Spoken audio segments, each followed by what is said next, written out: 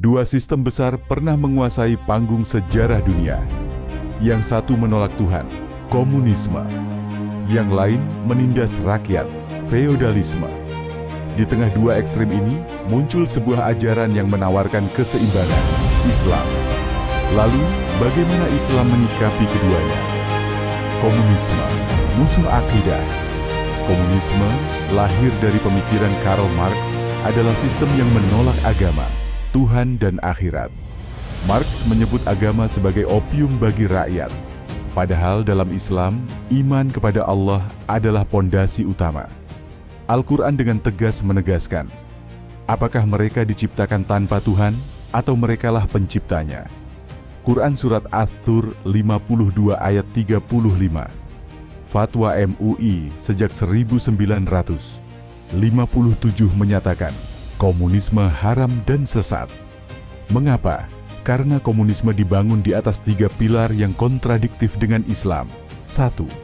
Ateisme, menolak eksistensi Allah. 2. Materialisme duniawi, mengabaikan akhirat. 3.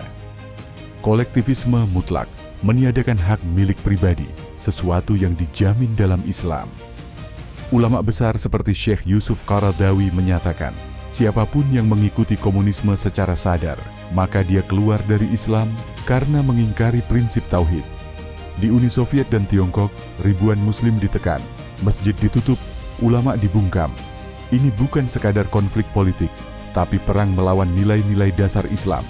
Feodalisme, tindasan atas nama strata. Sedangkan feodalisme, sistem kelas yang kaku, pernah mengakar di Eropa, Andalusia, bahkan di beberapa daerah muslim. Raja atau bangsawan menguasai tanah, rakyat kecil dibebani pajak dan kewajiban tanpa hak. Islam datang sebagai revolusi kesetaraan. Rasulullah Shallallahu Alaihi Wasallam bersabda, wahai manusia, sesungguhnya Tuhan kalian satu. Tidak ada keutamaan Arab atas non-Arab kecuali dengan ketakwaan. Hadis riwayat Ahmad dianggap hasan oleh Al-Albani. Dalam sistem feodal, rakyat tidak bisa bergerak secara sosial. Tapi Islam membuka pintu mobilitas sosial melalui ilmu, kerja, dan amal. Tidak ada darah biru dalam Islam. Yang unggul adalah yang paling bermanfaat bagi umat. Bahkan dalam pesantren-pesantren, meskipun ada santri dan kiai, hubungan itu dibangun atas dasar penghormatan dan ketaatan ilmiah, bukan paksaan dan penindasan.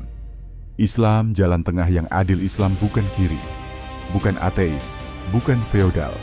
Islam menawarkan sistem peradaban yang seimbang. Ekonomi Islam mengatur kepemilikan. Bukan kolektif mutlak seperti komunisme, tapi dengan zakat, sedekah, dan larangan riba. Kesejahteraan terjamin tanpa menghilangkan insentif kerja. Pemimpin dalam Islam adalah imam, pemimpin yang bertanggung jawab, bukan raja yang angkuh. Allah berfirman, sesungguhnya Allah menyuruh kamu menyerahkan amanah kepada yang berhak menerimanya. Quran Surat An-Nisa 4 ayat 58.